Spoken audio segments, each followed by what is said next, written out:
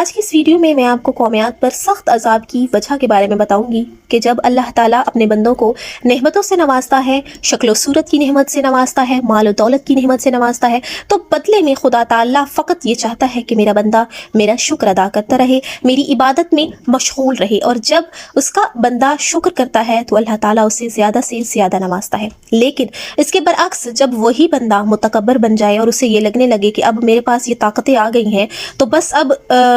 مجھے تو کوئی نست و نابود نہیں کر سکتا، نہ کوئی جنگجو طاقت، نہ کوئی جو ہے ہاتھیوں کی کوئی فوج، جانوروں کی کوئی فوج مجھے ہرا سکتی ہے، نہ ہی کسی انسان میں ایسی طاقت ہے کہ وہ مجھے نست و نابود کر دے۔ پھر وہ بھول جاتا ہے کہ کوئی اور ہستی بھی ہے جس نے اسے یہ سب کچھ نوازا ہے، تو اسے یہ لگنے لگتا ہے کہ بس اب روح زمین پر میں ہی ہوں، نہ میرے بعد کوئی ہے اور نہ ہی میرے پہلے کوئی تھا اور نہ ہی میرے بعد کوئی ہے اور نہ ہی کوئی آئے گا۔ تو پھر جب وہ اس طرح متکبر بن جاتا ہے تو پھر خدا کا سخت عذاب اس پر نازل ہوتا ہے، جیسا کہ قومیات پر ہوا۔ اللہ تعالیٰ نے قومیات پر وہ جو سخت عذاب نازل کیا اس کا ذکر قرآن پاک میں بھی کیا ہے۔ اس کے لیے آپ ویڈیو کو اینڈ تک لازمی دیکھیں اس انفارمیشن کے لیے، اور چینل کو سبسکرائب کرنا بھی نہ بھولیں۔ اللہ تعالیٰ نے قومیات پر سخت عذاب جو ہے وہ اس طرح سے بتایا ہے کہ قوم عاد کو انتہائی تیز آندھی سے برباد کر دیا، جس سے ان کے اوپر 7 رات اور 8 دن کے لیے مسلسل مسلط کر دیا گیا، تو تم دیکھتے ہو کہ قوم بالکل مردہ پڑی ہوئی ہے جیسے کھوکھلے کھجور کے تنے۔ قوم عاد جس زمین پر آباد تھی وہ انتہائی سرسبز و شاداب زمین تھی۔ جب لوگ دور دور تک اس زمین کو دیکھتے تھے تو ایک دوسرے کے ساتھ بحث و مباحثہ کرتے تھے کہ یہ ایسی زمین ہے جو کبھی سوکھی نہیں پڑ سکتی، اور یہ جو قوم عاد ہے یہ تو بڑی ہی خوش نصیب قوم ہے، یہ تو جنت میں رہ رہی ہے، کتنی سرسبز و شاداب زمین ہے، تو یہ جو ہے یہ بڑے مزے میں ہے۔ لیکن جب انہی لوگوں نے حضرت ہود علیہ السلام کی نافرمانی کی، اللہ کی دعوت کو جو ہے اللہ کی دعوت کو نہ مانا، اللہ کی دعوت سے روح گردانی کی، تو اللہ تعالیٰ نے 7 سال تک ان پر باران رحمت نازل نہ فرمائی۔ اس علاقے پر بارش نہ ہوئی جس کی وجہ سے وہ پورا علاقہ جو تھا وہ سوکھ گیا اور قحط کی لپیٹ میں آ گیا۔ تو جو تھا وہ زمین جہاں پہ لوگ آ کر خوشی محسوس کرتے تھے، ایک وقت ایسا بھی آیا کہ اس زمین پر کھڑا نہیں ہوا جا سکتا تھا، وہ اتنی گرم پڑ گئی تھی کہ وہاں پر سانس لینا بھی مشکل ہو گیا تھا، وہ اتنی سوکھی پڑ گئی تھی زمین۔ تو پھر بھی حضرت ہود علیہ السلام نے لوگوں سے کہا کہ تم اپنے گناہوں کی معافی مانگو تاکہ اللہ تمہارے اوپر رحمت کی بارش نازل فرمائے اور تم لوگ اس عذاب سے نجات حاصل کر سکو۔ لیکن وہ لوگ ہٹ درم ہی رہے، اور انہوں نے حضرت ہود کی دعوت کا مذاق اڑایا اور سرکشی و دشمنی پر ڈٹے رہے۔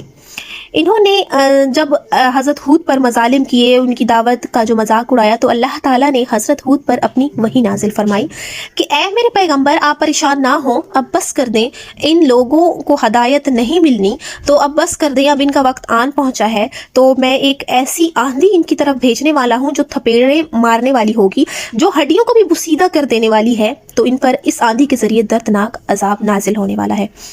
اب جب حضرت ہود علیہ السلام پر وحی نازل ہوئی تو اس کے کچھ عرصہ بعد جو تھے آخر وہ وقت آن پہنچا جب گناہوں میں غرق قوم عاد نے آسمان کی جانب دیکھا تو کچھ لوگوں کو بادل نظر آئے۔ اب جب ان لوگوں کو بادل نظر آئے تو وہ اپنے گھروں کے صحن سے باہر نکلے، دیکھا آسمان کی طرف کہ ایک سائڈ سے جو ہے وہ بادل آ رہے ہیں، تو وہ بڑا ہی خوش ہوئے اور گھروں سے باہر نکلنا شروع کر دیا، شور مچانا شروع کر دیا کہ دیکھو بارش برسنے والی ہے، دیکھو بادل آ رہے ہیں، بادل جو ہے یہ بارش والے ہیں، اور بادل جو ہوتے ہیں یہ بارش کی نشانی ہے۔ تو وہ لوگ جو بہت پریشان تھے خشکی سے، قحط سے، تو وہ اپنے گھروں سے باہر نکلے اور اس قدر خوشی ہوئے کہ بس وہ دوڑتے چلے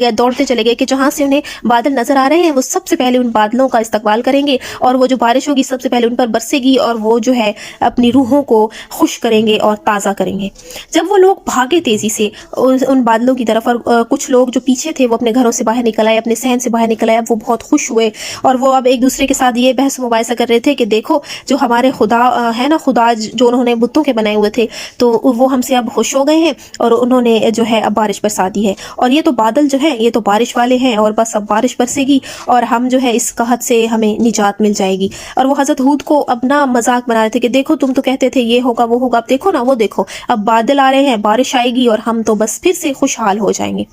اب وہ لوگ جو دوڑے چلے جا رہے تھے اپنی زمینوں کی طرف، تالابوں کی طرف، بیابانوں کی طرف، گھروں سے باہر نکل آئے تھے، جب انہوں نے قریب جا کے دیکھا تو انہوں نے یہ محسوس کیا کہ یہ جو بادل ہیں یہ تو بارش बारिश वाले नहीं हैं, बल्कि ये बादल तो कोई ऐसे हैं, ये कुछ अजीब से बादल हैं जैसे कि कोई अजाब लेकर आ रहे हैं। अब वो लोग उल्टे पांव दोबारा भागे अपने घरों की तरफ, और जब वो आए तो उनकी जो आंखें थी वो वहशतनाक थी, तो वो डरे हुए थे और उन्होंने आकर उन लोगों को बताया जो घरों में मौजूद इंतजार कर रहे थे। कहा कि ये जो बादल हैं ये बारिश वाले नहीं हैं, ये तो कोई सख्त अजाब है, ये तो अजाब लाने वाले जो है बादल हैं। इन बादलों के साथ एक ऐसी हवा है कि वो हवा जहाँ जहाँ से गुजरती आ रही है वो गर्क कर रही है हर चीज़ को। तो अब वो आए ही थे कि उन लोगों को बताया इससे पहले कि वो लोग जो थे संभलते, कोई अपने हीला करते, तो तब तक वो आंधी उन पर आन पहुंची और आलन फालन इनके माल और मवेशियों समेत उनको नाबूद कर दिया।